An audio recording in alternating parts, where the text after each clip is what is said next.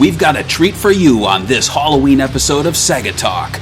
As we venture into the House of the Dead for a third time, travel to the post-apocalyptic future of 2019 to learn about failed plans for a Dreamcast release, scrapped cel-shaded graphics, and a crazy contest where a lucky winner becomes a zombie within the game.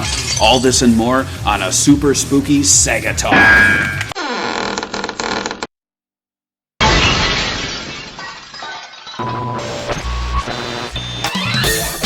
Sega Bits presents Sega Talk, a podcast talking all things Sega with your hosts, George and Barry. Look, it's a giant talking egg. I'm not talking to you. I'm talking to the master here. So what?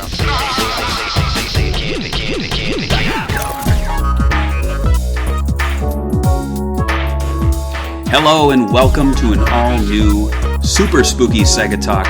I'm Agent B, and with me is my co-host. What's your name going to be? G. I have the blue dress shirt. I don't have the orange tie he wears in this game, but maybe one day I'll buy an orange tie. I'm not going to wear the glasses either. I'm going to take them off. Just the intro. Because How about Agent Rogan? Agent Rogan works, but then it's like too close to Joe Rogan, and then I have to shave my head and start lifting weights. He kind of ruined that name, didn't he? Yeah, he kind of did. You're definitely not going to get that podcast here. No, we're not going to. I'm just asking questions, George. Are zombies really bad guys? I don't know. I mean, I've hung out with them. They seem pretty cool. Like, they seem pretty cool with me. I don't know. This is a very special episode. For one thing, we're dressed up. We never dress up. For two things, this is kind of wild. So we try to do a House of the Dead episode around every Halloween. And because of that, we actually get through this franchise pretty quickly. Like, we're on the third game. And I feel like outside of Sonic, this is the franchise we've covered the most on this show. Are you surprised, though? No, because they're really easy to do. Yeah. It's not like we're going through RPGs and like going, all right, disc 4, hour 30, you meet a old man who gives you a key. Like this one's like, there's 4 stages, 2 people, game lasts 30 minutes. But it's also special because I picked this and then I was doing the research and I was like, holy shit, this episode will have a live release on Friday, which is the 29th of October, which is actually the 19th anniversary of this game's release to the Xbox.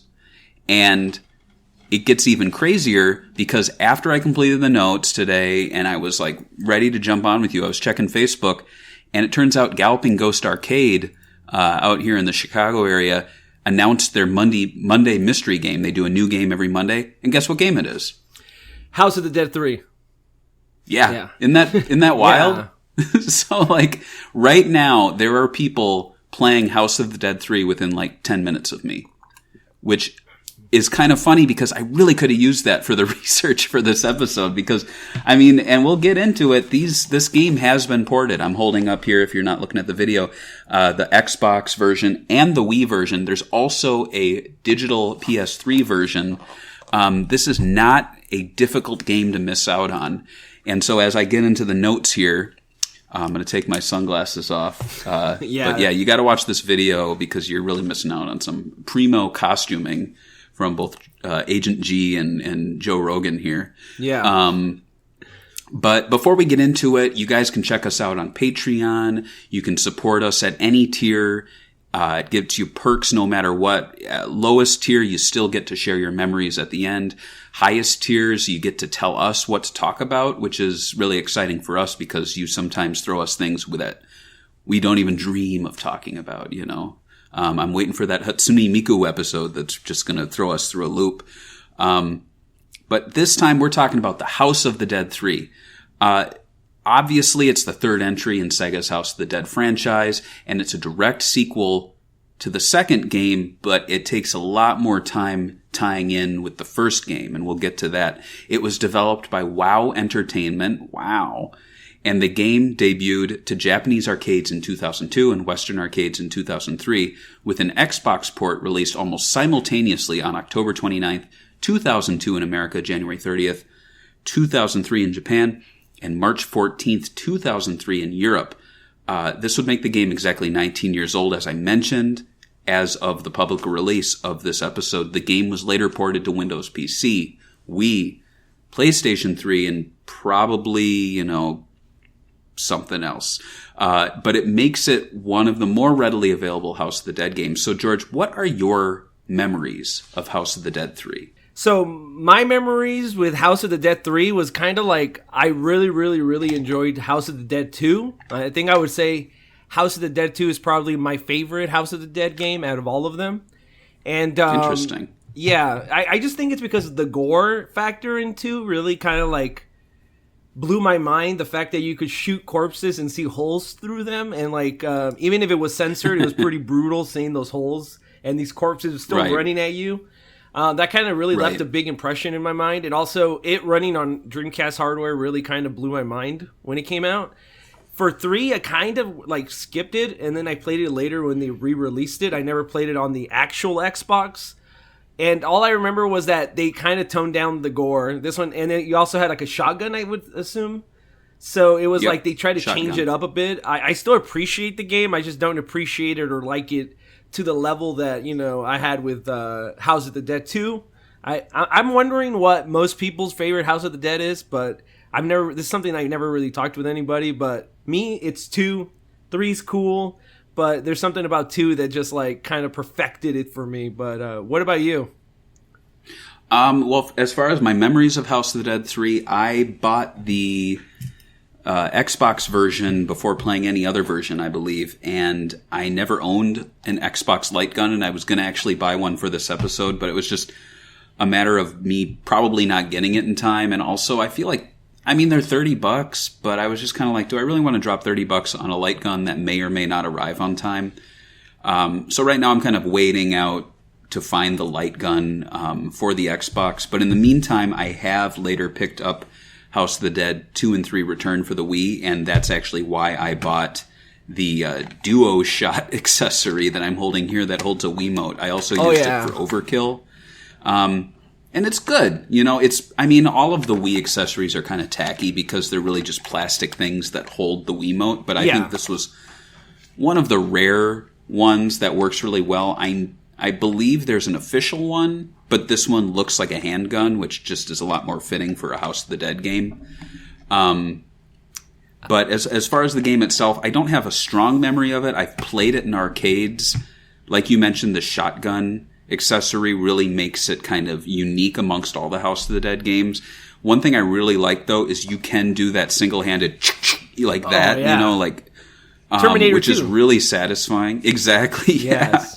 And it's almost kind of like LA Machine Guns, if you've ever played that in arcades, where it's really the gun kind of makes the game. And when you're at home, you're just using the handgun. They didn't really make a shotgun accessory, which would have been super expensive, but I think super cool. It would have been as far as ranking the games, like, I feel like 1 is kind of bottom for me just because it's so old and kind of janky. Yeah. I'm actually really looking forward to the remake of that. Even more so than the Panzer Dragoon remake. Yeah. Just because like Panzer Dragoon remake is a remake of a game that I think plays perfectly well, and I think the remake's it's fine, but it's the same game. But with House of the Dead, the original one, it feels like it needs to be elevated a little bit. Now, my overall complaint about the House of the Dead franchise is a lot of it is either locked behind digital-only releases or arcade exclusives. Like, I sat down and looked at the House of the Dead games I own physically, and it's Japanese import of 1, Dreamcast version of 2, these 2 releases, and then Overkill. But that's it. There's no 4 physical release. There's no Scarlet Dawn. You did talk a little bit about you using the Wiimote, and that was kind of like a resurrection for light gun games, but and you played it both in arcade and you played it at home. Do you really think that the Wii Precision is as good as in arcade? I'm not even talking about the functionality of a shotgun. You know, I'm just saying like the pointing and shooting. Like I always felt that it was a little off. So I don't know about you. It's a little off, but it's a lot closer than you're going to get with most other accessories. Now I know the PlayStation Move for the PS3 release is great, but it's also really expensive in my opinion, and yeah, at least at the time it was. And now like the games are locked behind a digital wall. I don't believe, you can correct me if I'm wrong, but did Overkill for PS3 ever get a physical release? No, none of them did. You have to buy them digitally. I have them digitally, and I mean I don't like the whole like it's only digital. I wish Sega would like team up with someone like, I don't know, Limited Run Games or Strictly Limited, all these little boutique shops that they're opening up right now, and just offer up a actual physical PS3 disc for one time only, you know, 1,000 units, whatever, so we could hold on to it and show it off on stream, like right, or elevate the whole franchise to physical, like we're and re-releases, because I feel like you got all the Yakuza games there. They're doing these little like quasi Switch exclusive, but then they go to PS3 or PS4. I mean, remakes. But it's just go all out. It's the House of the Dead franchise. So many of them have been unplayed by players, and we'll get into the plot very soon here. But it's a very plot-heavy franchise, and it seems like almost a waste of time on the developers' part to make these super interconnected games that few people have actually played all of. You know? Yeah, that's actually the weird part, that there's an actual continuing storyline and all that, and like when you play Virtua Cop, are you really playing it for the story, or are you just trying to kill bad guys that, you know? Right, so, exactly. Yeah. And so let's dive into the cast first. I did note that it's almost like all white people, but I feel like G might be Asian. I could be wrong. I've always wondered, is he white? Weird. Is he Asian? He always... I just think it's weird that like all these Japanese games always feature these people that you think are like Hispanic or something, like Bleach the cartoon, right? There was a character that came up on like some meme video where they're saying Chad, his name is Chad from Bleach. I don't know if people are listening and they watch it, they know. I thought the character was Mexican, right? And then somebody said he was black in the video, and then I looked it up and he's Japanese. So there you go. It's weird. Well, let's look at our first person. Let's decide on let's name their race. That's the new game. So this is Lisa Rogan. Lisa, she's... Are they in the pictures? Yeah, in the picture folder. Okay, I got it now. All right, go for it. Yeah. So Lisa here, she is the daughter of Thomas Rogan and Sophie Richards, who fans may remember from the first game. She lost contact with her father, and so she partners up with G to find him. And she's got a pretty sweet outfit, but it's very off from just about every House of the Dead game so far. Like sleeveless. Yeah. I was going to dress like her, but I can't go sleeveless. That's ridiculous. I don't have the arms for it, so... But it's a sick outfit. Yeah, it's pretty cool. And you can see that shotgun there, which they obviously all carry around. Next character here, we have G, who's, franchise star. His codename is Silverfang, and he is a retired AMS agent by the time of House of the Dead 3. Little is revealed of G in 3, but it is nice to see him out of retirement and looking for his former partner. I like his look. Then we have... What do you think of... So look at Thomas Rogan. Like, what the hell happened there? This is like Chris Redfield wannabe, but like dadcore with the cool cargo pants and the brown jacket. The Ryo Hazuki jacket. Yeah. And he's got like this little piggy nose. He's like... Oh, yeah. He looks like a Shenmue NPC, doesn't he? Like a white guy? Like with the dock workers. Like the guys who are like... I don't know, get the hell out of my face, schoolboy. Doesn't he look like that? Or like if they ever had like a Shimyu scene where like it's Shaun of the Dead where they meet their twins, this would be his American twin that's dating Nozomi in Canada. Exactly. And Thomas, as many fans may know, he's like the Tails to G's Sonic. He's a fellow agent, AMS agent, former in this game. His name is Eager Eagle. His code name. And in 3, he is retired. He's 52 years old, and he has a 20-year-old daughter. His wife, Sophie, is unseen throughout the game. but she is alive, and she's just waiting for her family to return to her. So what do you think about bringing the daughter of the two main characters from the first game, like, into the series and making her basically the main player? I think this is something that a lot of like studios kind of want to do, as time goes on, kind of hand off the torch. You see this a lot with superheroes right now. Like, there's the whole Superman buy thing right now, his son taking up the mantle. And so it's like, it's just something that like companies always try to do and they never stick with it. As you could see the future games, she's back. So I guess they did kind of stick with it. And I kind of like it. I like the whole new generation because it really makes it seem like time's passed. And I mean, there is going to have to be a time where these characters were going to pass the mantle on to their children, right? Like, you can't have 87-year-old G shooting zombies, can you? Would you like to be doing that with the wheelchair? No, but I do think it's kind of cool. So yeah, let's just briefly touch on the plot. Like, I'm just going off of memory here. I don't have it in my notes, but the first game was G and Rogan. The second game was a completely different pair of agents who were looking for Rogan, right? Yeah. Like, he was missing, G, and then G, like, or something like that, and then G. Yeah, but you don't play as G and Rogan. So in this one now, you're back to playing as G, but then the Rogan is actually his daughter. And that's very like Streets of Rage too, where Skate comes in. Yeah. And it's such a trope to have like the son or the daughter or the cousin or the brother or the sister come in. And I think it works here. I think it's cool.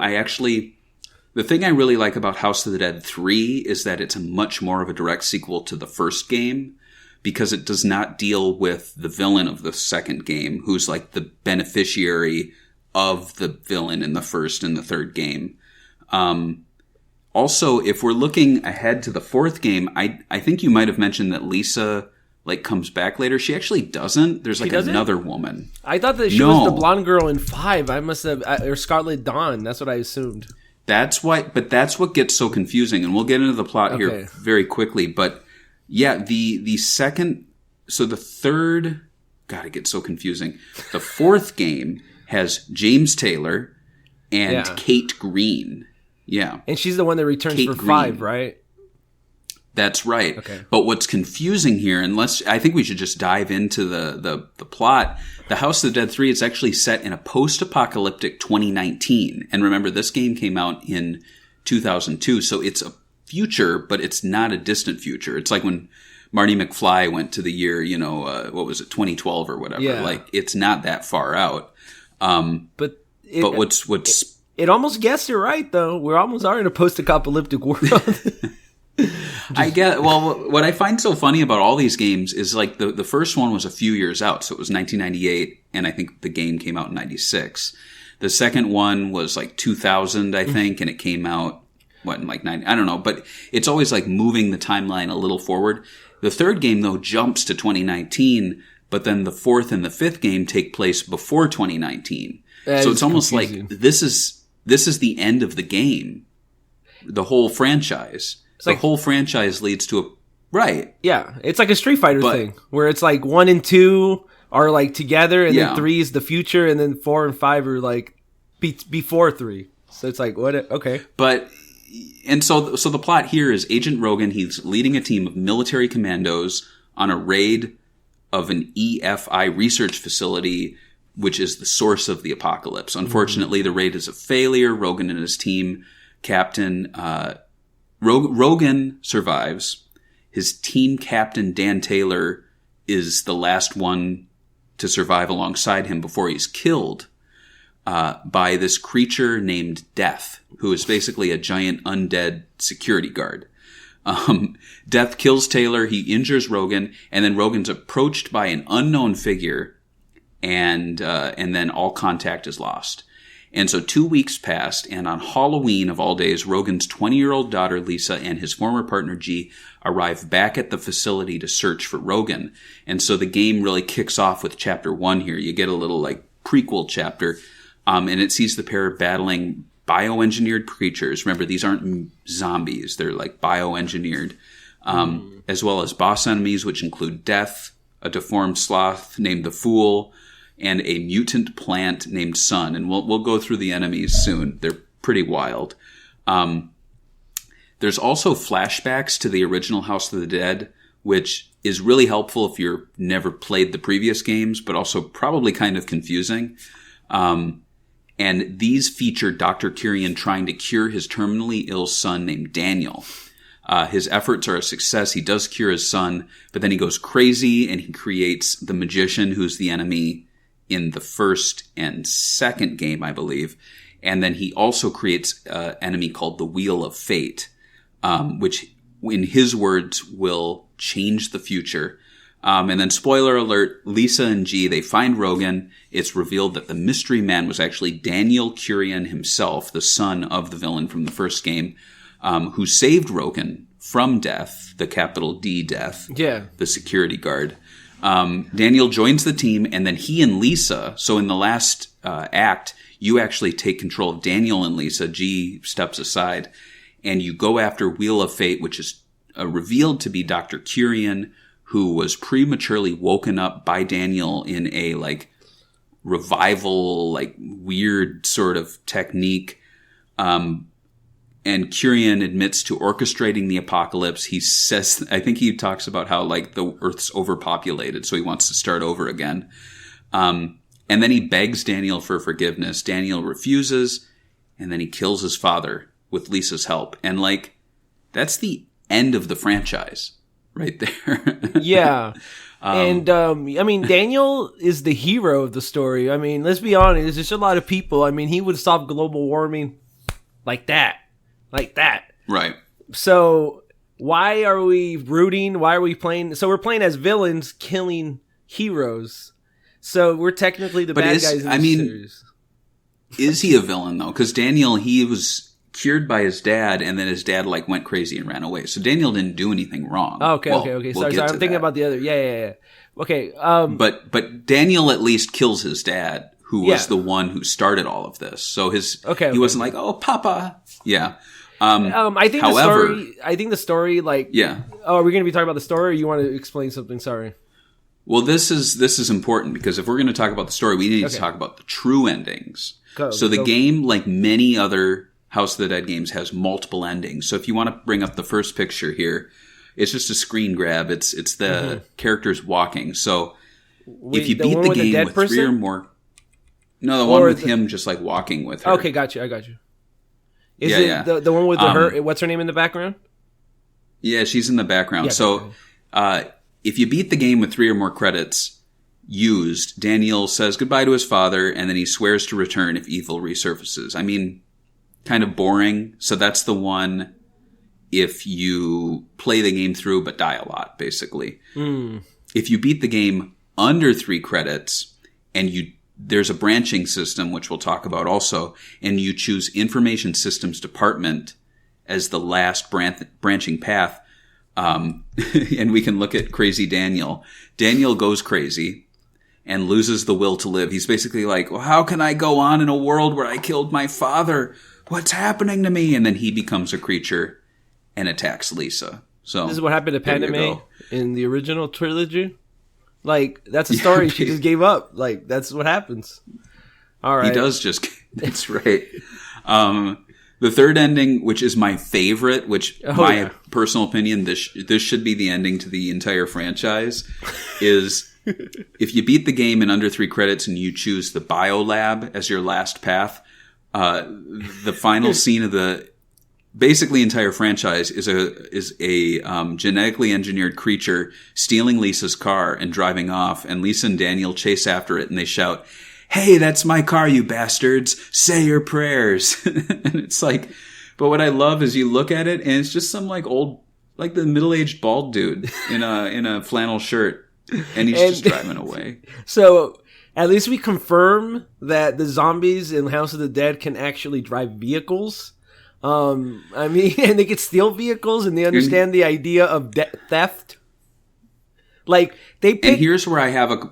They picked this car, though. They knew this is Lisa's car. I'm stealing this car. And they stole it. It's weird. But yeah, go on.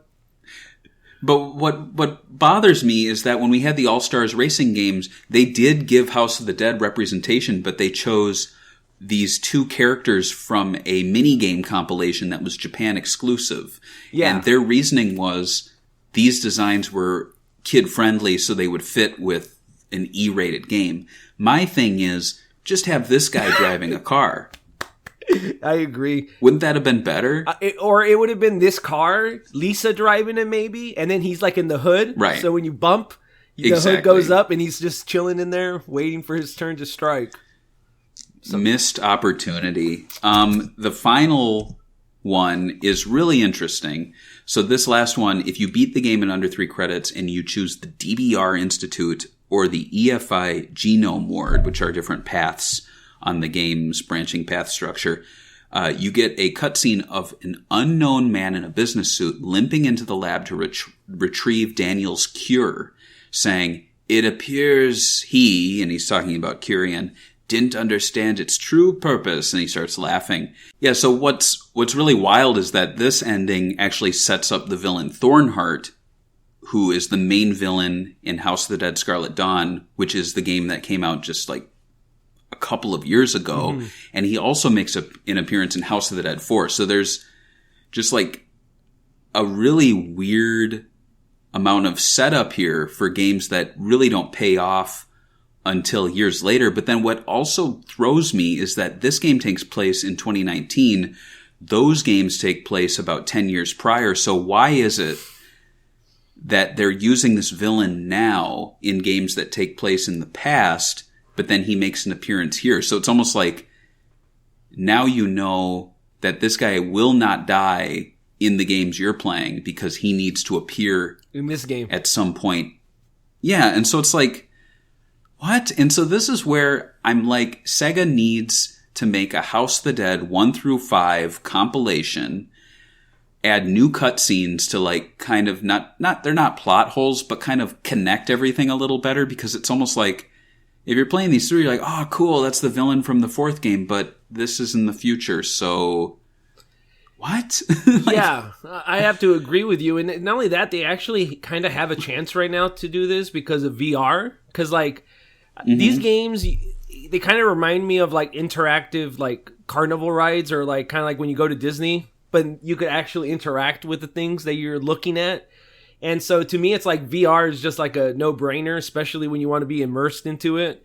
And it's kind of how it feels like when you play those special deluxe cabinets, you know, those big ones that you're in a room basically where the seat moves. Right. So that would be the closest to get to it at home, and it would be smart, and they could fix all the plot holes and timeline stuff.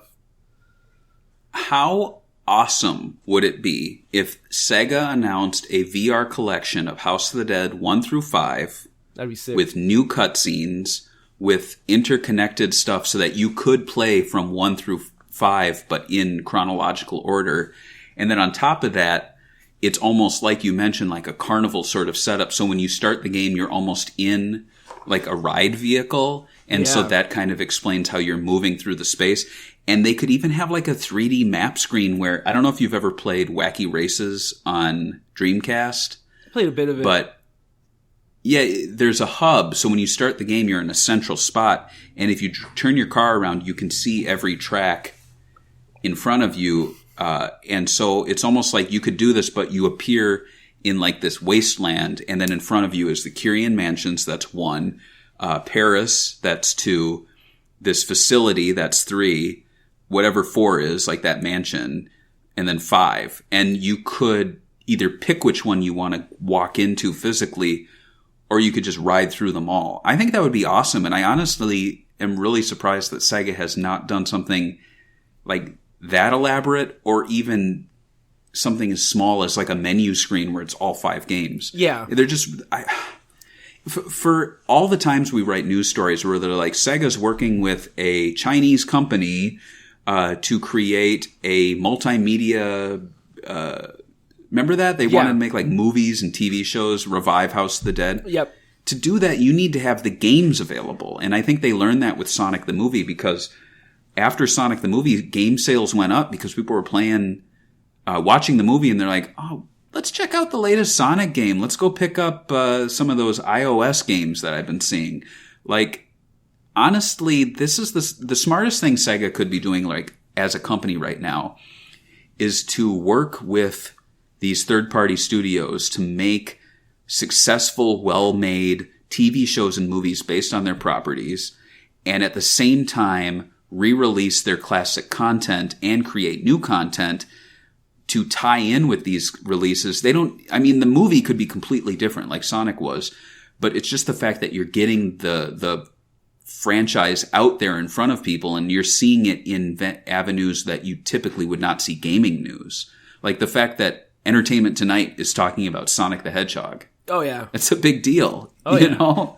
And I could totally see House of the Dead doing really well. I mean, I'm honestly surprised they didn't capitalize on it when The Walking Dead was big. Yeah. Like, why not? Or not only that, like, Capcom is actually, like, remaking games from the ground up. They're using old assets, you know? They just did the Resident Evil 4 game. Right. And they're doing it for VR, and that's a lot of work because you have to redo a lot of the stuff because it just doesn't work for VR. And Sega's sitting on a bunch of light gun games that work perfectly for VR, and they do nothing with it. That's crazy to me. Like the Virtual Cops or anything. Right. And right now, and I don't mean to give shit to Forever Entertainment, but like, I think it's Forever Entertainment. They're doing the remake that's coming out. But it's like, okay, so you're taking this franchise that is worth a lot to you, that you want to make movies and TV shows about, apparently. And what you're doing is you're giving it to a developer that doesn't really have much experience making light gun games, and it's going to be a timed exclusive for the Nintendo Switch, a console that really isn't known for having accurate light gun controls. Yeah, that's weird. What? Why? Why aren't you throwing this money at make a mid-tier VR game? Yeah, or like, there's companies competing in the VR space, Facebook and Valve, they have a lot of money. I mean, there's something that you should think about. Like making it exclusive. And if people are like, oh, I don't want to play VR, there can be a non-VR mode. Yeah. That's totally possible. Rez did that. Rez Infinite is a VR game, but it plays without VR. Yeah. This company. Let's pull up this gameplay video. You can have it on mute. I just thought it would be good to have it playing in the background while we talk about the gameplay here. Those who played the game should really feel right at home in 3. The camera travels on a preset path. Nothing really innovative there. You're blasting creatures, you're avoiding damage, and you're shooting barrels and other items to reveal bonus items and score extra health. However, 3 is unique in that it introduces pump-action shotguns as standard weapons, which makes for a fun two-handed light gun shooter at the arcades. The pumping action is a welcome change, in my opinion, to shooting off screen. So if you've ever played a light gun game, it's like fire, fire, fire, reload, blah, blah, blah, blah, blah, reload, and you like aim behind you or shoot up. I mean, obviously that's not how... Yeah. Can you imagine a guy, his first day on the job as a cop, and he's like, I've played Virtua Cop, guys. I know how this is done. Freeze! Oh, I'm out.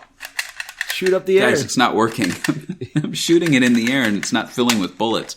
So, I mean, as far as like realism, I feel like House of the Dead 3 actually bring things a little closer, because when you're pointing at the screen with the shotgun, you can continue shooting without breaking your aim to shoot off screen.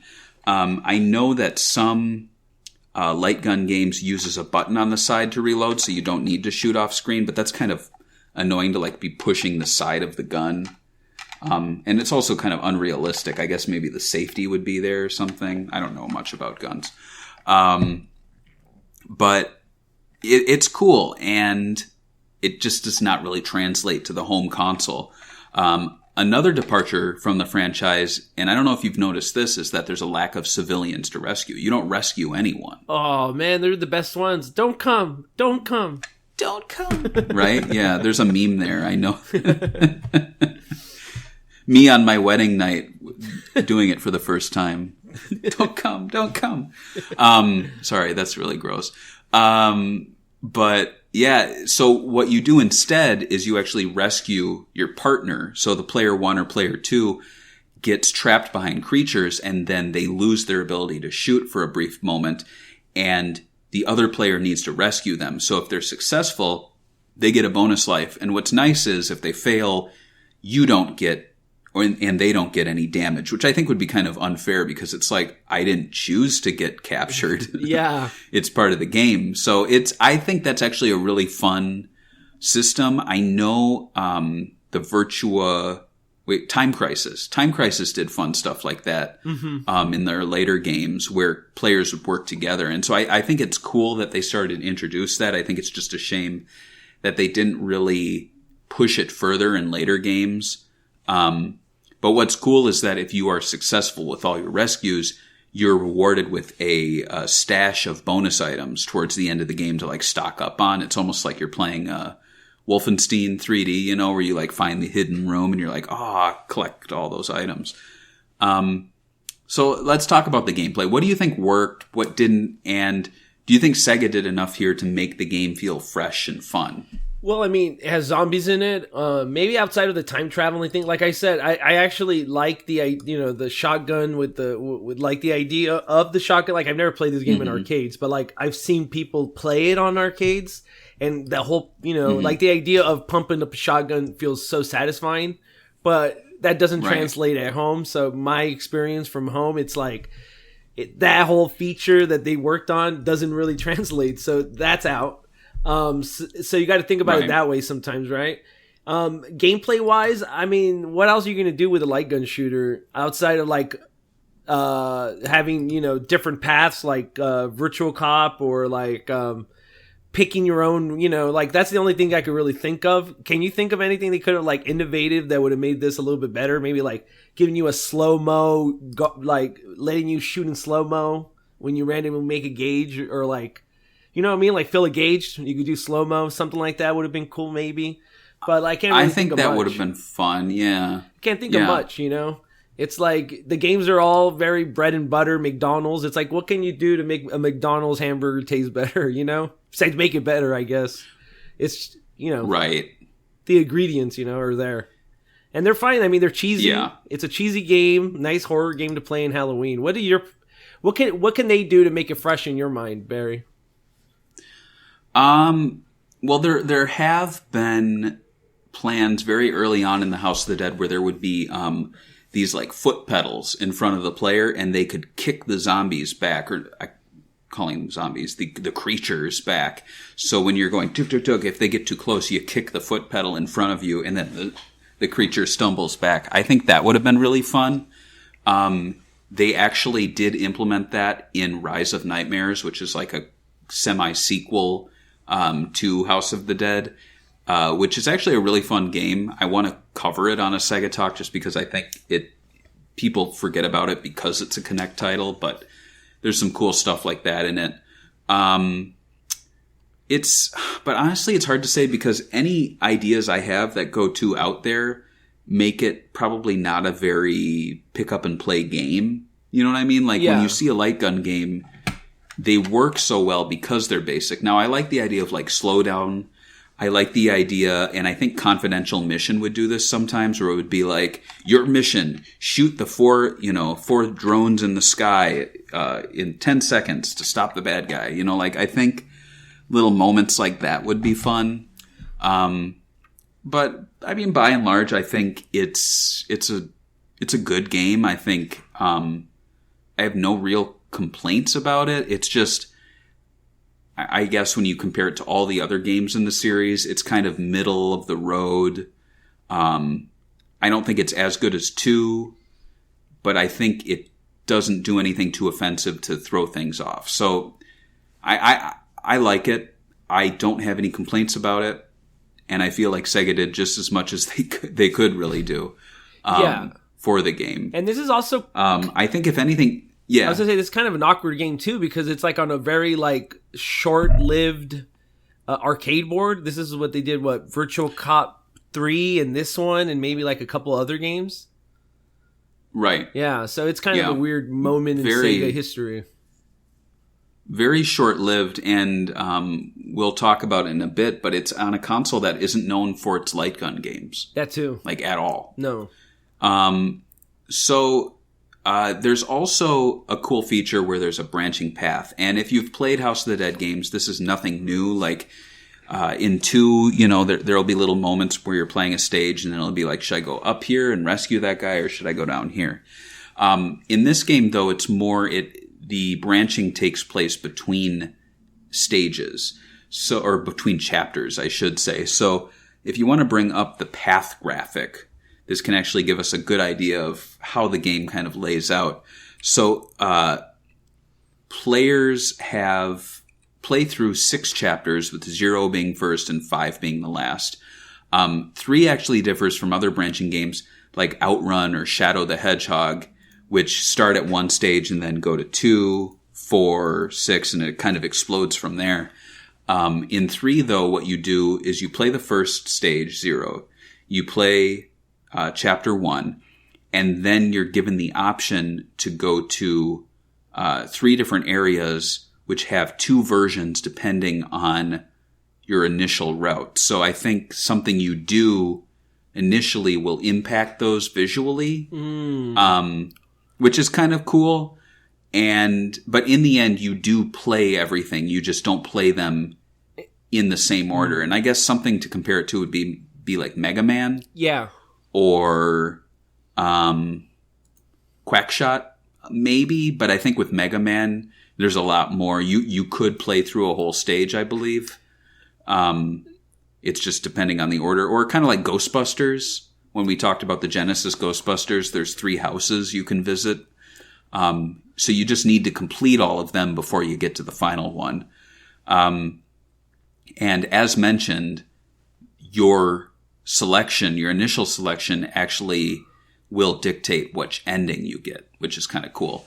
So what do you think of this branching structure? Would you have liked to see it more like House of the Dead 2?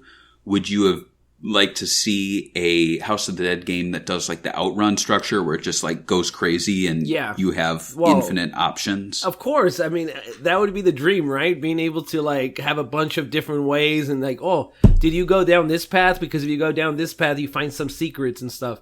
And that's cool. But like, you could tell that they were really stressed on releasing this and releasing it quickly. I'm assuming in planning stages, the idea of like an Outrun House of the Dead was probably going to be their like what they wanted to do, and then in the reality, it's like making all these games in HD, especially since it was like early 3D.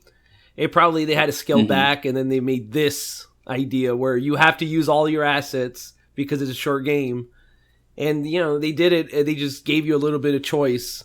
I guess an illusion of a choice, right? Because you still play everything. Right, yeah. It's more just kind of like pick the order you want to go. There isn't... It's branching, but it's this kind of branch where it's like it goes out and then it goes in. It's like it expands and then contracts again.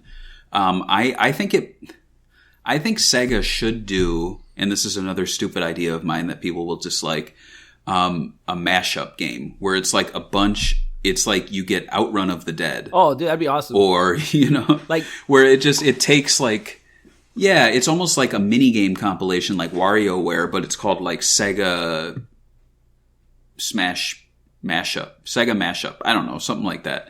Where you get all these fun little mini compilations, but it's like mixing concepts. So you have the Outrun car, but you're shooting, so it's a light gun driving game with branching paths. Okay, that's a little crazy.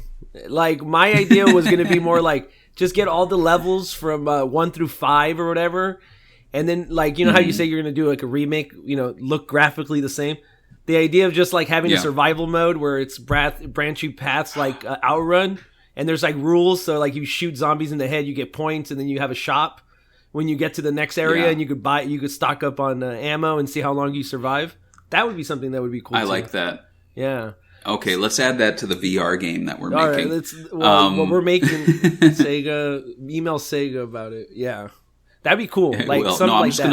I'm just gonna make a Kickstarter and just use the IP and let Sega sue me. I think that's a good idea. That's a good idea. Let's talk about the bosses in the game. A House of the Dead game would not be a House of the Dead game if it didn't have bosses. That's true. So let's check out the big bad boys that we blast in the third game. Oh, I always feel like you write those silly things, so I thought I'd throw them in there. you got to. The first guy, this is Death. And this is a guy. This is definitely Look a at guy. this guy. I mean, he looks like a village person, right? Like he's like a cop, but is he a cop? He's a little buff to be a cop.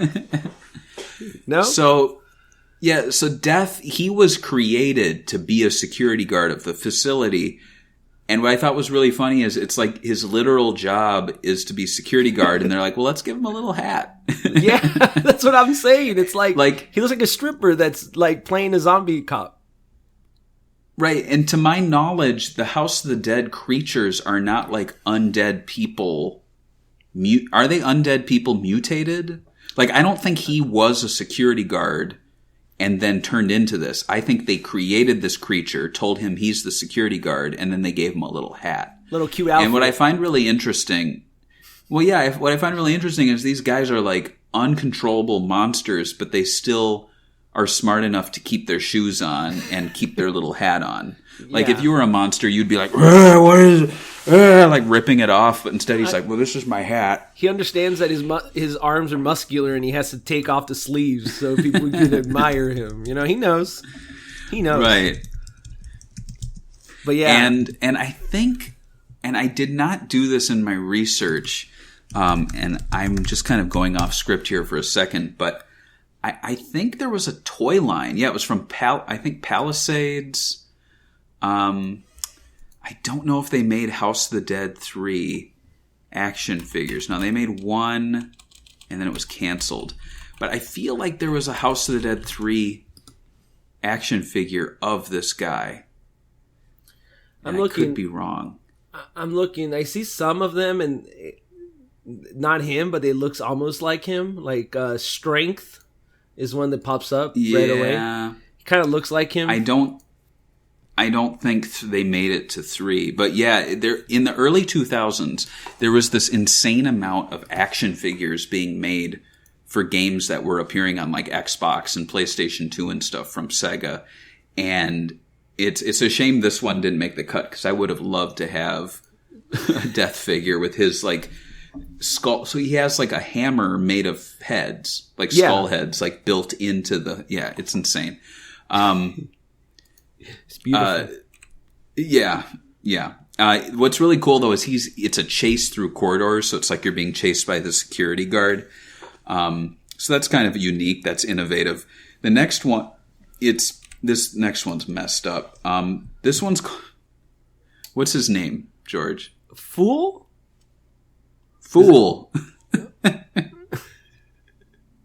It's named after tarot cards, right? So it would make sense. But, like, is this what you think of when you think of a fool? So for those not looking at this on our video, it's a sloth. It's like a mutant sloth named Fool. And it's like a Sonic character, Fool the Sloth. It's a mutant sloth. He lives in a giant cage, feasting on human bodies, and then players get trapped in his cage with him and have to shoot him to death. But like, who was watching Discovery Channel when they created this creature? I'm kind of speechless looking at Fool. I gotta move on. The next one is called Sun. And this guy is a result of a creepy experiment combining human DNA with a plant. Okay. And after the facility was abandoned, Sun overtook a majority of the lab. And I like this little fun fact. Sun's tendrils, the little like things coming out of him, their names are Sun. Mm-hmm. So that's like if my hands were called Berry. Berries would be better. But, like, here comes Barry, and he's going to touch you with his berries. So, I kind of like the idea behind it. Like, it would be weird, like, having a sentient, like, human-like tree. That must be weird, but it's a lot better than a sloth, but it is kind of weird that you just find a tree. Really, that's what it is. Right. Yeah, a low poly tree named Sun. The last one is called Wheel of Fate. This one's pretty cool. So it looks like the Silver Surfer or like a scrapped player evolution from Rez, but it's actually Dr. Kirian from the first game resurrected with electrokinetic and levitational powers. Oof. And he promised, to destroy humanity and resurrect it, but in the end, he dies like a little bitch, begging for his life. You had to add that. Silver Surfer. Silver Surfer. He does look at this. He does look like now, the Silver Surfer. I mean, look at that. He's like the Silver Surfer with like pointy hair. He looks like a character from that CG animated show Reboot. Oh, yeah. Remember that show? I do remember that show. I used to watch it when I was a kid. I actually, at the beginning of the pandemic, I bought the DVD set and I was like, I'm going to watch this. And I never did. But I now that I'm looking at this, I'm reminded that I should dig that out and just like put it on while I'm working during the day. But okay, so, I know you said House of the Dead 3 is not your favorite game. No. And I'm kind of with you when it comes to the bosses because Death, right out the gate, is a cool enemy. Yeah. He's a security guard with a giant skull club. And then you got a sloth, a plant, and the Silver Surfer. It's like they phoned it in a little bit with the bad guys this time around. Remember that night in part 2 with the little thing that like whines at you? That's iconic. Right. Yeah. They're not as iconic. It's not as iconic, and I have to wonder if it's because they wanted to tone down the gore and the blood, so they created enemies that wouldn't bleed. Maybe that's what it is, outside of the sloth, really. Yeah. And Death, maybe. It's weird. But it's like a plant. It's super weird. Like... Nah, I don't know. It's weird. Let's talk about the people who made this weird stuff. So, WoW Entertainment. I don't think... I love their logo. It's Puyo Puyo. I love their logo, but I don't think on the 80-plus episodes that we've talked about SEGA, I don't think we've covered a WoW Entertainment game. I'm surprised. And I guess there's kind of a reason for that. So, WoW Entertainment was a continuation of Sega Software R&D Department 1. And if you haven't heard of these guys, I don't really blame you because they were very short-lived. They had 6 games to their name. They are World Series 99, Sega Tetris, Dynamite Baseball 99, Sega Marine Fishing, which is probably their most notable game, Quiz, Megumi-sama, Takataku, Tsubasa, Quiz, Tonomi. Megami-sama, that's my favorite game, dude. You talking about that game? That's legendary. Well, I'm talking about the one that's Tatakao, Tsubasa, Good luck with that one. Tomoni. Man, and I'm going to Japan in less than a year. And you're supposed to learn this.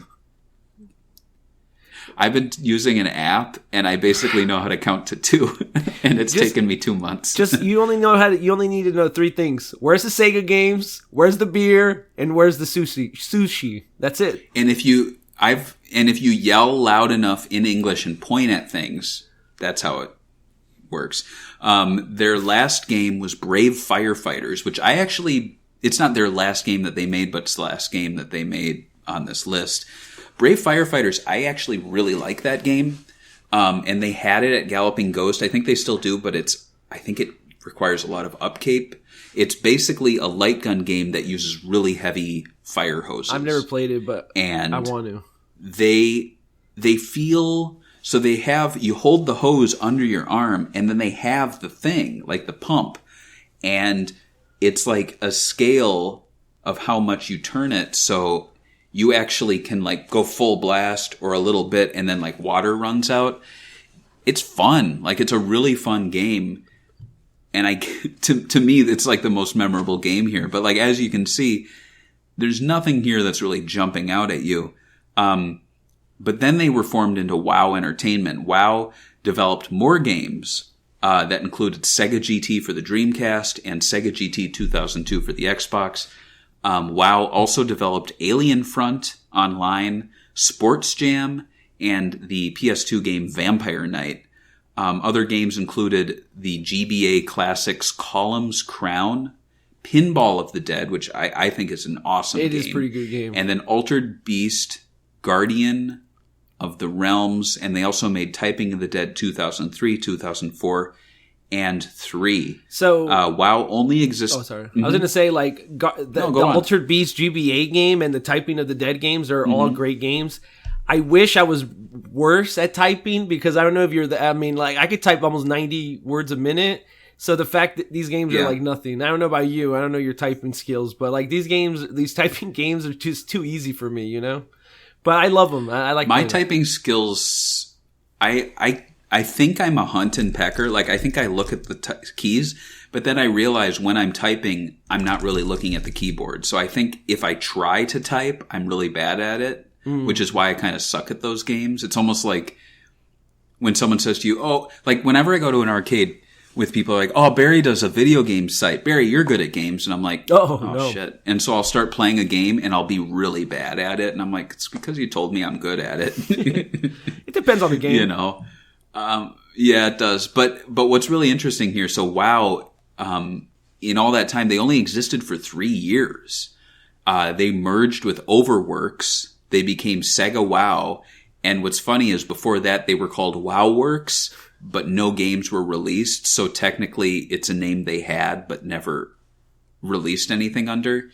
And then in 2005, Sega WoW was merged back into Sega, and it became AM1 for arcade titles, and a different division, Global Entertainment R&D Department 2 for consumer games.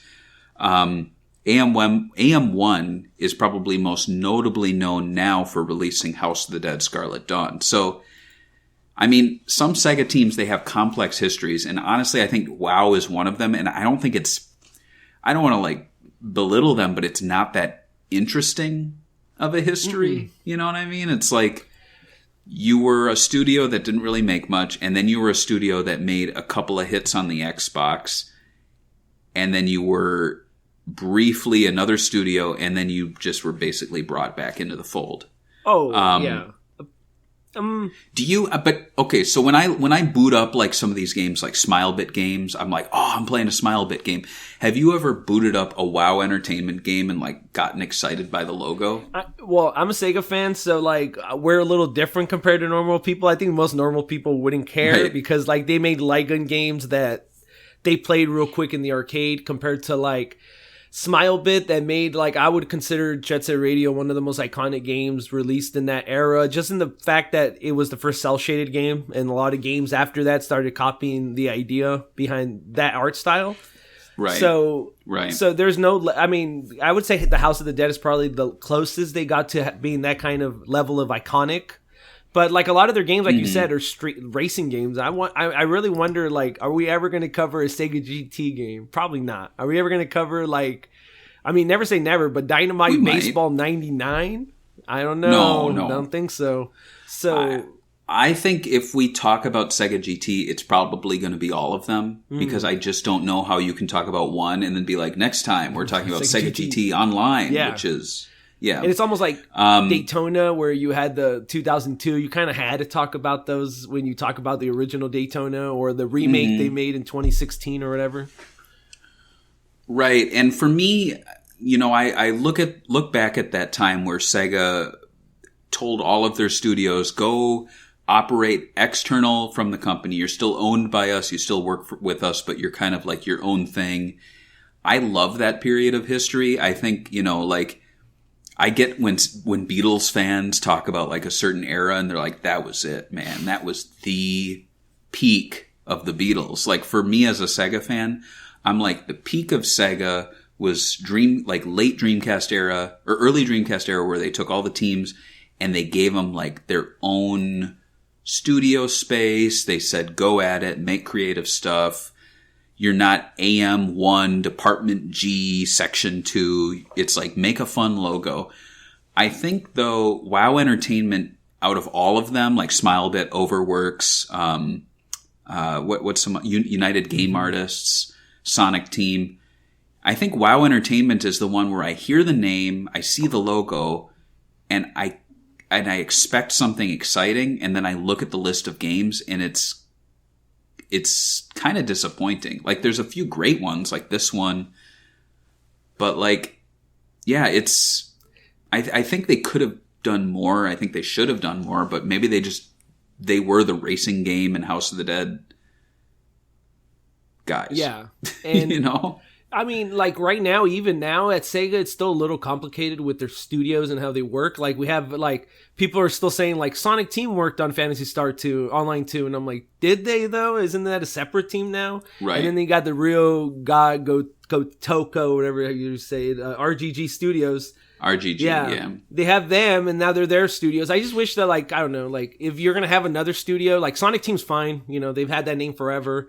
RGG makes sense. Right. But, like, if you're going to have, like a Puyo Puyo studio, like, you know, they were making games for a while by themselves, let them have their own name, their own logo, and then also let the Phantasy Star Online 2 team, or 3, whatever they're working on, have their own logo, too, and their own brand, and their own people, and their own way of doing things, I guess. But what do you I mean, right, if you're gonna like elevate one team and give them their own name and be like, it's the Sonic Team studio, do it for all of them, because I do think it's kind of a little offensive, at least I don't know, to be like AM1 is still a studio, it's still a team, it has a history that traces all the way back to what we were just talking about, but no one really knows about them. Like, who makes House of the Dead Scarlet Dawn? There's some people out there who's like, oh, I think they outsourced it. Did they make it in China? You know, like... yeah, that's what a lot of people said, yeah. That happened with, what's the latest one? Virtua Fighter... 5? I mean, the Ultimate Showdown? Yeah, and people were looking and they're like, oh, based on the renders, this is actually made in China. And I'm like, no, it wasn't. But... You know, AM2, was their logo used on the game? I don't think it was. It was RGG Studio, right? I think they had both of them. I think they had the Splash, and then they had them, and then they had the copyright, both of theirs. RGG really has just taken over anything console related. It's so sad. Like AM2 and AM1 don't really get the pull they should get. You know what I mean?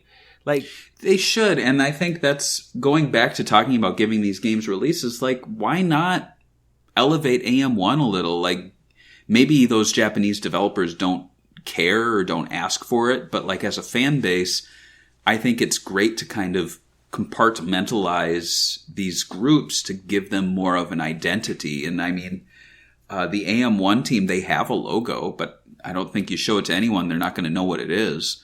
It's just odd to me. I don't know.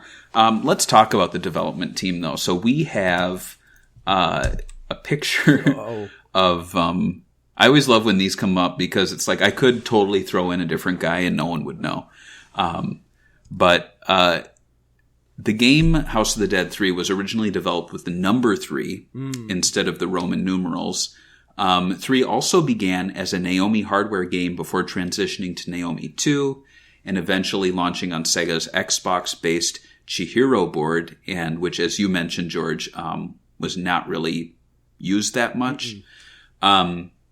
So as such, 3 went from being a late Dreamcast release to an early Xbox release. And what I mean by that is if the game did release to the Naomi, it's perfectly likely that it would have released like at the end of the console's lifespan, possibly Japan exclusive, maybe made it to Europe, you know, and we would have been importing it and then it would have gotten an Xbox port or something like that. But it just didn't happen. I don't know how far along it was, so I can't say for sure if there's like a disc floating around out there of House of the Dead 3. That'd be sick. I don't think so, though.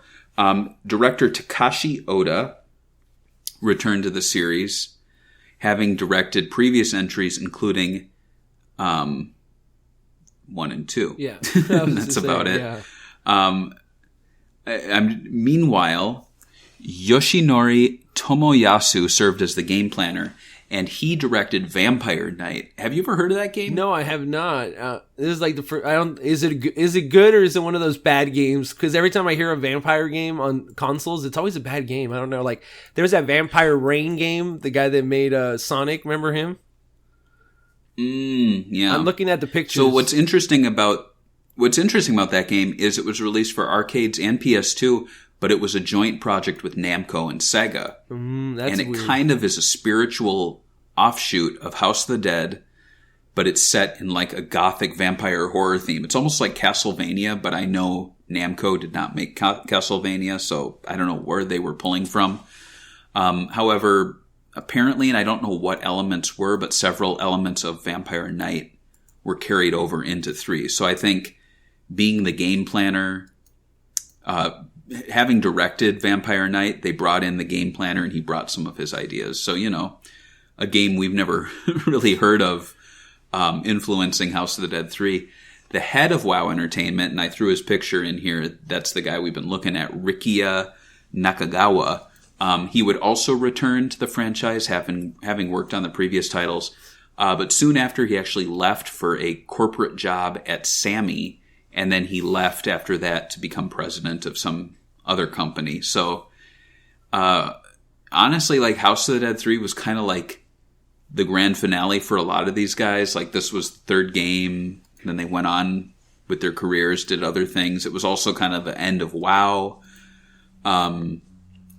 So it kind of makes sense for them to do this finale where it's like 2019, this is it, we're done.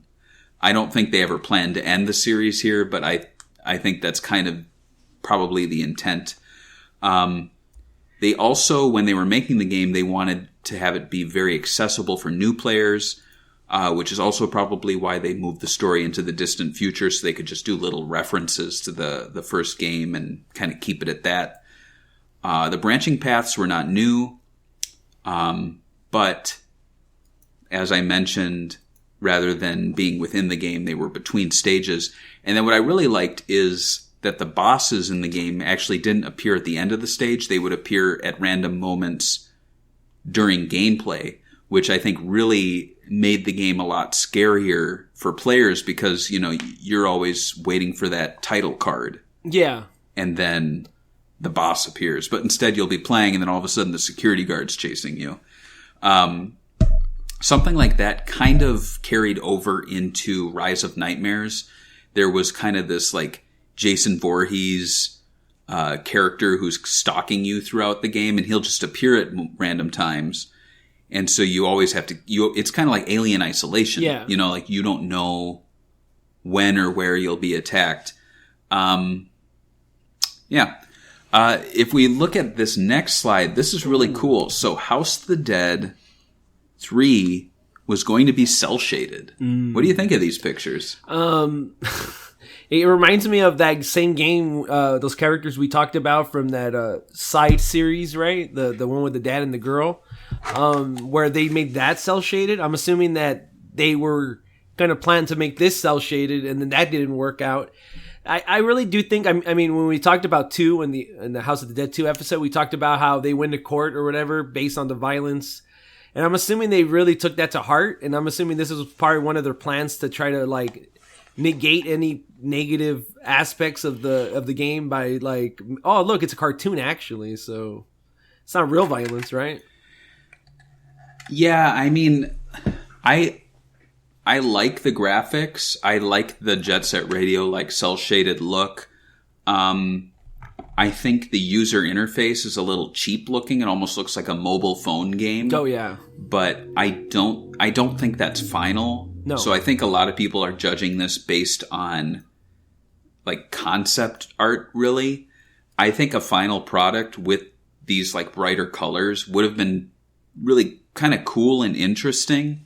And I mean, it's not much different than like House of the Dead Overkill, where they took some like graphical stylistic look and pushed it to the extreme. But in that case, it was like film grain and like dirty movie prints, instead of a cartoon. We've seen cartoony House of the Dead with the aforementioned mini game compilation. So I'm on the fence. I think it could have worked if done correctly. Maybe make unfortunately, it though, like a filter or something. It could have been cool. Like replay the game, but in a cartoon setting, like Looney Tunes setting, would have been interesting. Maybe with more gags. But like, I don't know. Yeah. To me, it's like, I don't know. Maybe like a side game could have worked. Like making its own like cartoony. Oh, like your starter, like a spin-off, like Tune of the Dead or something like that. Yeah. I mean, that could have been cool. Unfortunately, though, they actually did focus group testing with this and received negative player feedback. So they reined it in. They basically returned to the original graphical style. However, no one talks about this, but the characters in the game have large hands. Have you noticed that? No, I never stared at their in this head. game specifically.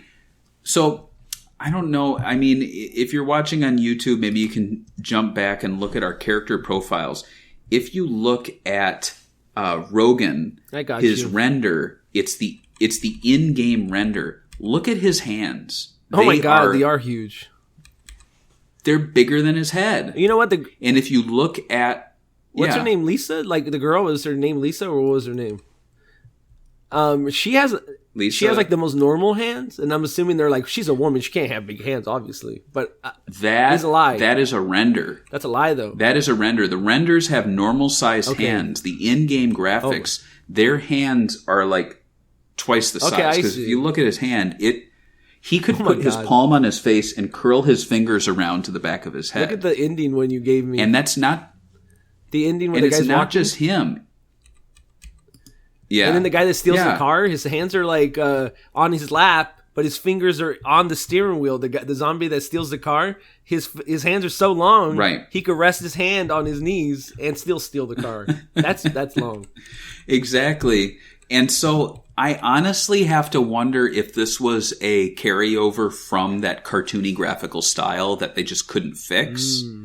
Because, you can change the graphics, you can change the textures, but you can't change the hand sizes of all the models.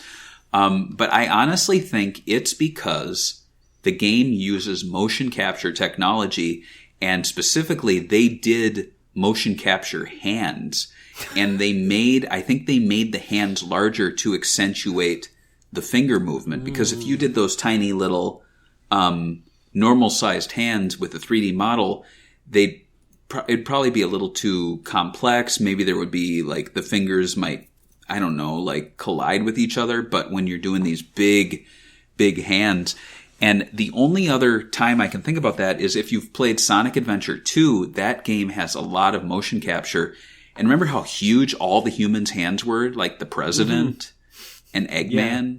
Like, they have huge hands. I think it's just a quirk of motion capture hands. Especially early on. Isn't that goofy? So sorry if I ruined the game for you, but everyone has huge hands. It's my dream game, dude. Also, to talk briefly about the music. The music was composed by Eriko Sakurai. And if you've been following Sega Bits for years, you know that we are champions of the female staff at Sega of Japan and Sega of America and Sega Europe.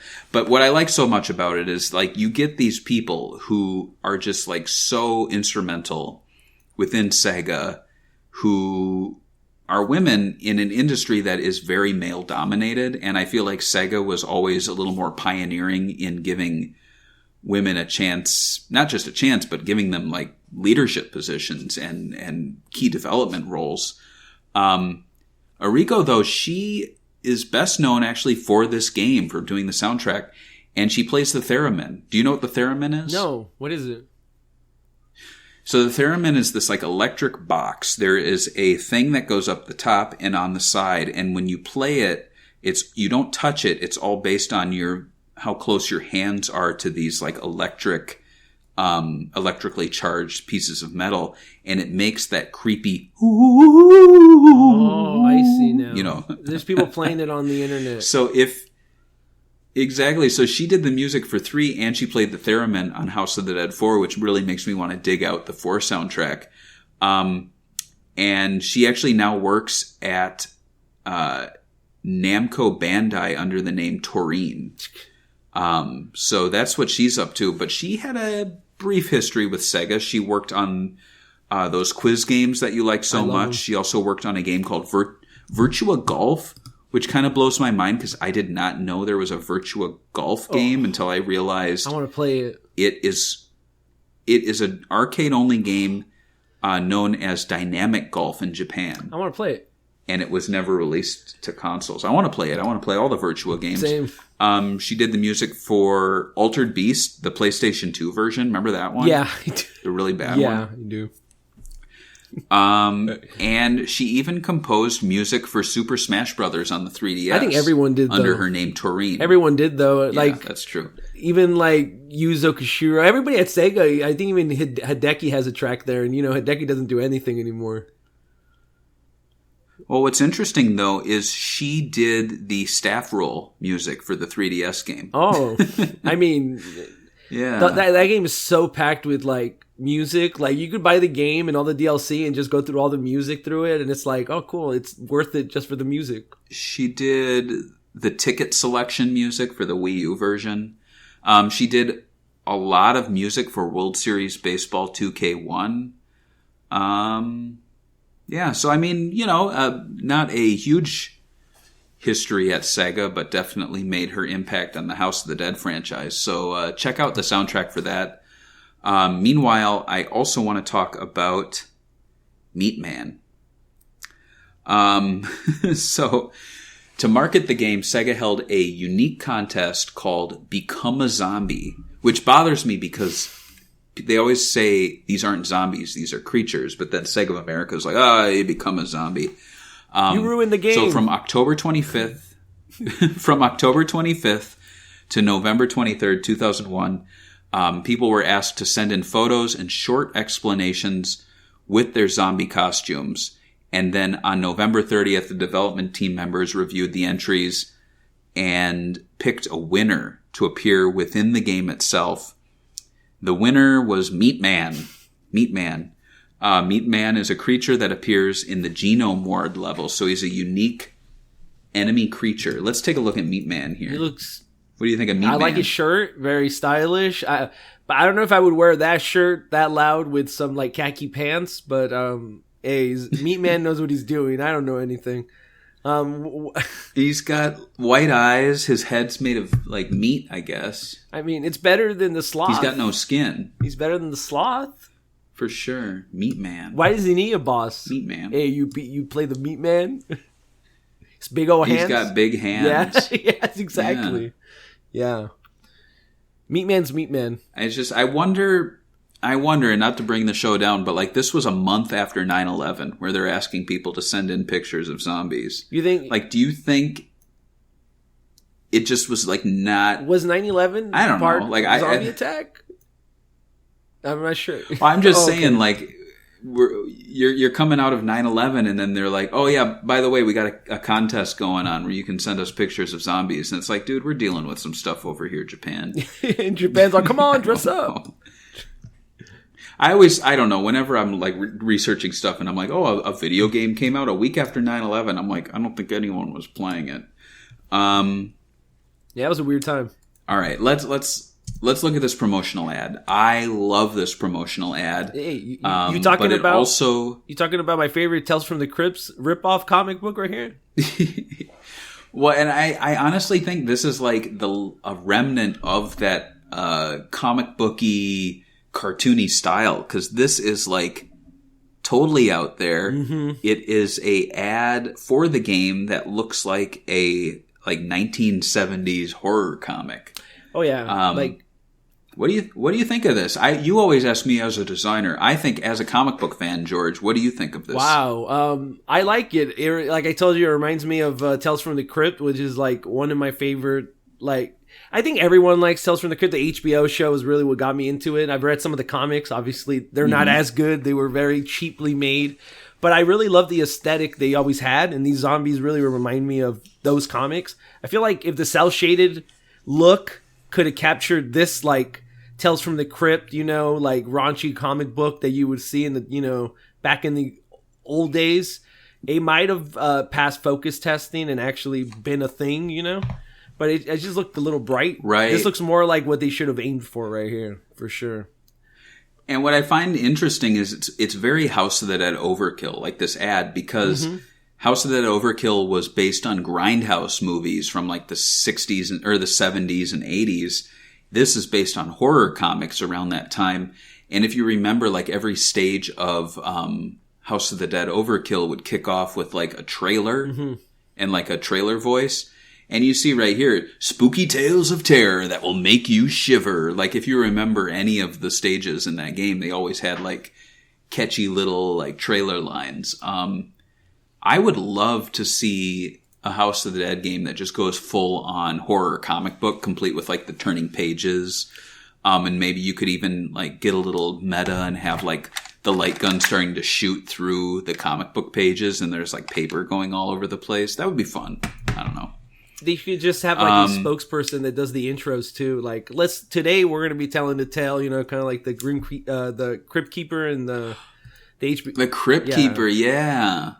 That would be cool. That's a hot thing right now. That Joe Bob's back and Elvira's back. She is back, yeah. And she looks great. I'm surprised. I was like, isn't she like a gazillion years old?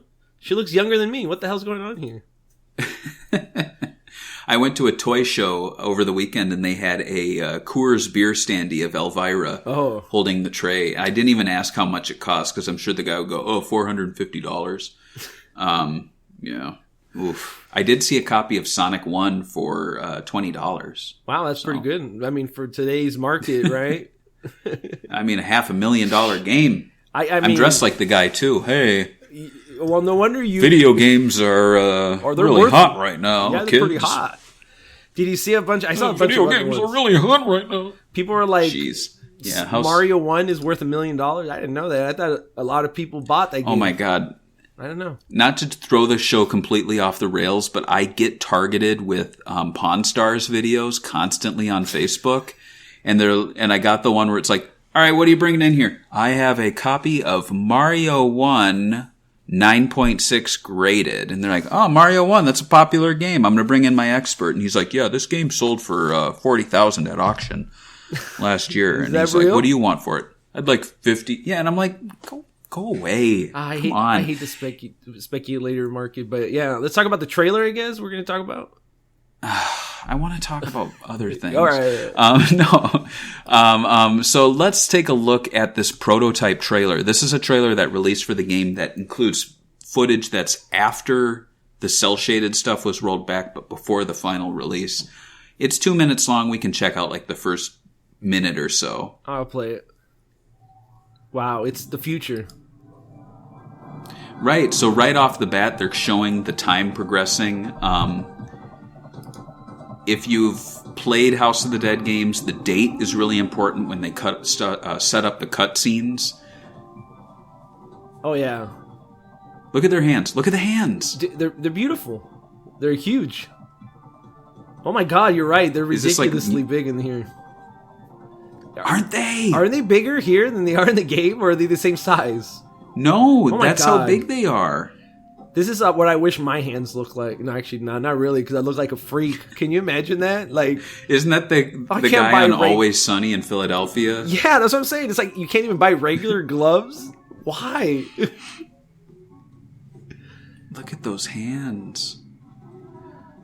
You know what? It's okay to have slim hands. You know, you don't have to have meat hooks. You know, like these guys. Yeah.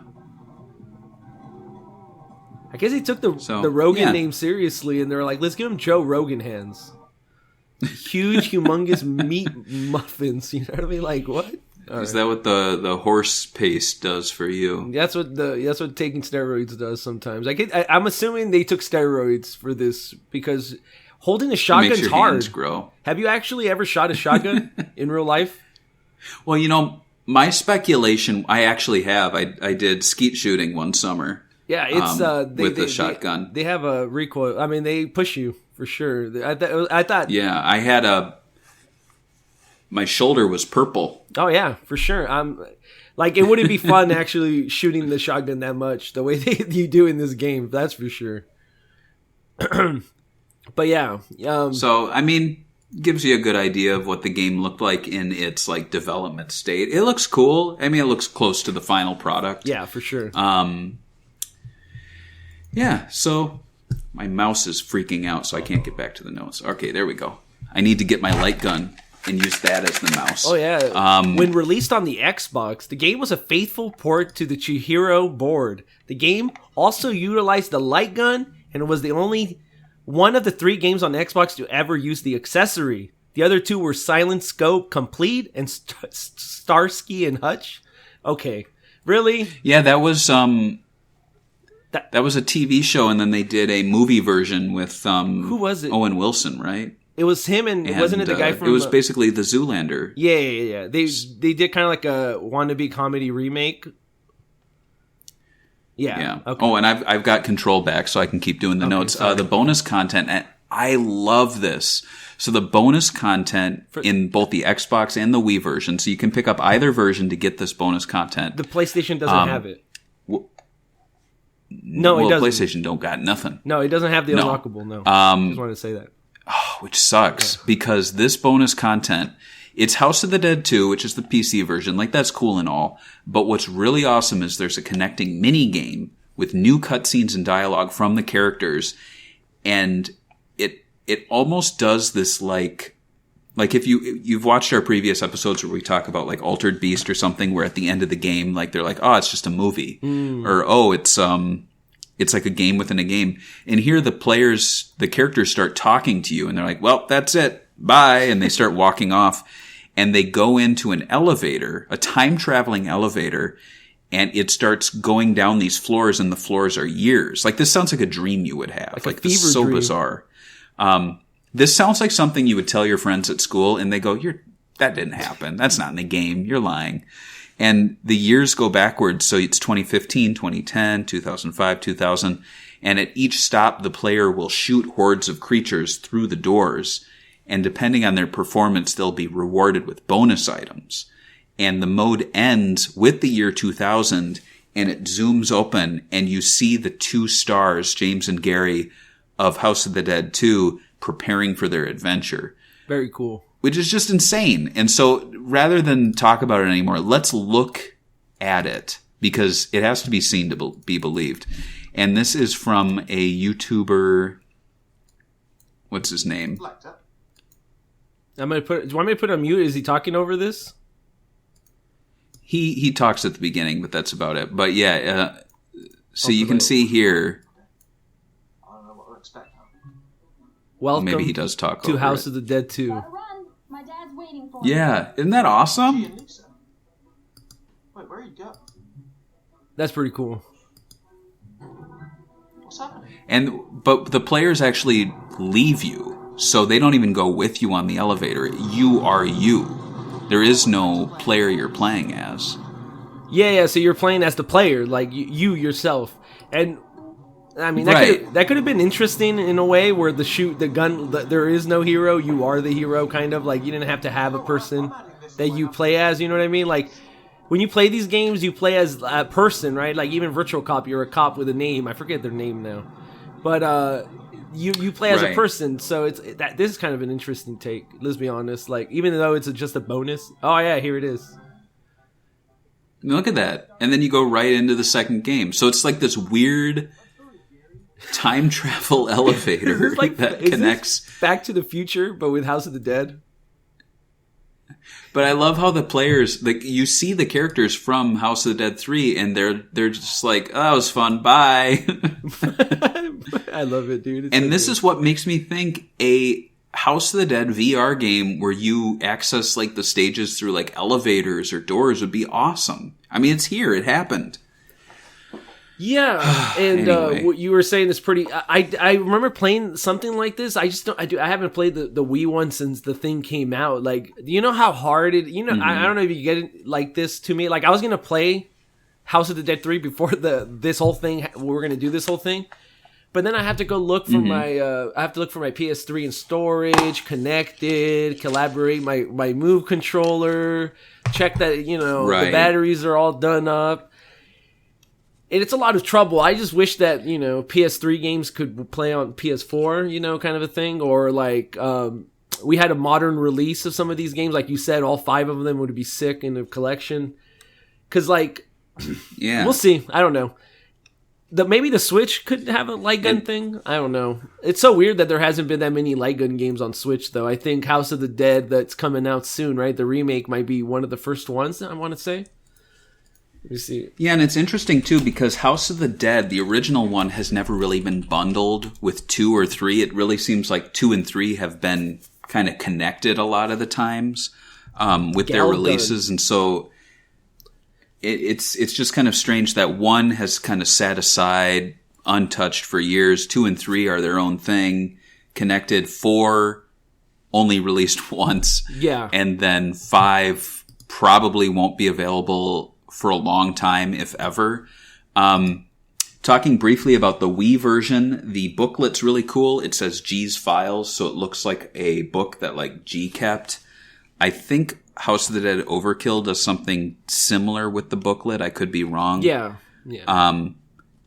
But it's kind of cool to have the 2 games connect, even though for House of the Dead 3 to make so many references to the first game, it just kind of sucks it's not included. In 2012, as mentioned, the game did release to the PS3 with the PS Move controllers, and then it released alongside House of the Dead 4, but it wasn't. They weren't combined; they were separate. And then Overkill had a re-release too. Yeah, that one's cool. So it's just kind of a shame that they keep putting effort into releasing them, but I mean, digital only will only last so long.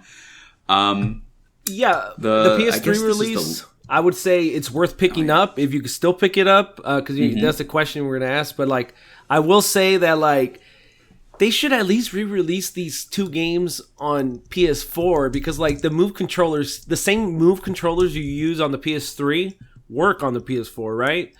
And of course, like you could use the controller as well, right? But and they're still selling VR stuff for the PS4. Oh. I have read that Sony's going to re-release controllers for the 5, but I mean, adding a new controller option for a PS5, like once you put it on PS4, you could release it on PS5 and Xbox One and all that, because they're all basically the same. So I'm surprised they haven't done that. At least the old games, at least 2 and 3, right, or 4, 3 and 4 at least. I'm surprised. It's crazy, right? Yeah, and I will correct myself. House of the Dead Overkill Extended Cut on the PS3 was given a physical release. Yeah, it was. It was like a yellow cover. And it's not expensive. It's like $40 right now. I see it on Amazon. Wow, that's a lot more. eBay for $30. I paid $13 for it, I think, when I randomly found it. Well, yeah, I mean, I'm sure if you go to GameStop, you might be able to find it cheap, but you never know if you're going to get the box for it. That's the sad part about GameStop. This isn't the end, though. We do have one more thing to talk about with the House of the Dead 3. The House of the Dead 3 did have a typing version released, but it was titled The Typing of the Dead 2. And the reason for this is that the original Typing of the Dead was using assets from the House of the Dead 2. So it's a little confusing, but basically they skipped the original House of the Dead was never a typing game, so they're all one-off in their numbering. From then on, they used years. I think, like I mentioned, there was a Typing of the Dead 2002. And then Overkill did have a typing release as well, but dropped all the numbering. The game was Japan only, released to arcades and PC in 2007, 2008. The graphics are altered, and this time players carry around keyboard shotguns and have Dreamcast backpacks again, which is funny because it's not a Dreamcast game. But we have to check out the footage because, again, keyboard shotguns sounds like something you would not believe. So if you just want to boot this up here, we can take a quick look at it. Yeah, it's telling me to press enter. It's loading. But it is well, this is a Japanese one, right? Mm-hmm. Yeah, it's interesting that, like, I don't know who came up with the idea to do this at Sega. Like, oh, you know those light gun games? Let's just make them into a typing simulator, which makes sense if you think about it, because it's already set up like a you don't move kind of a thing. So my thing is, the interesting bit is, like, why didn't you do this to other games? I wonder why it was just this one, you know what I mean? Like, they had, oh my god, the keyboards? That's ridiculous. They had like 3 keyboards. Do you see the keyboard shotguns? It's like 3 of them, though. It's like they're stacked. It's like they don't have one keyboard. They have 3 of them. That's ridiculous. I was gonna say, It is ridiculous. but I was gonna say, like, I'm surprised they didn't do a virtual cop or a. I guess maybe this is their biggest hit. Maybe that's why. Like, let's be honest, all the other light gun games from Sega kind of went under the radar compared to House of the Dead. I think this is Right. the biggest legacy they have for their light gun games. I'm just surprised they didn't try it. That's all. Yeah, Yeah. exactly. So thank you to Nintendo Complete for uploading that. So do you have any final thoughts on House of the Dead 3 before we close the book on this chapter in the year 2019? I think the House of the Dead video games Sunglasses. are 100% like made to be played in October. It's 100% made to be played with friends, like in a bar set. Like, I think the best way to play these, obviously, is in the arcade setting when you guys are all standing there, you know, having a good time. I think playing them at the home is fine. You know, they're good. But, I mean, like, especially 3 really does, I think, benefit from the shotgun accessory and all that. But, yeah, I don't know. Just play them. Have fun. They're cheesy B-type horror movies. They give you the good vibes. They're fun to play. That's it. I don't have nothing to say about these games. What about you? I couldn't, yeah. I think you really covered it. I mean, they're a great light gun franchise. I think they're the longest running light gun franchise to my memory. I don't think Time Crisis is really a thing anymore, unfortunately. They have like 100 of them. So we're really... They made a lot, but it just seems like no one really talks about light gun games anymore. But then Scarlet Dawn comes out. And I guess what is really working for them is the scare factor, you know?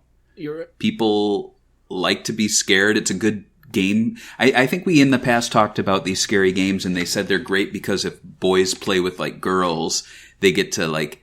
The girl gets scared and then gives them a hug. Remember the developer said that about one of these games? How about if I get scared and I give the girl a hug? Would that be weird?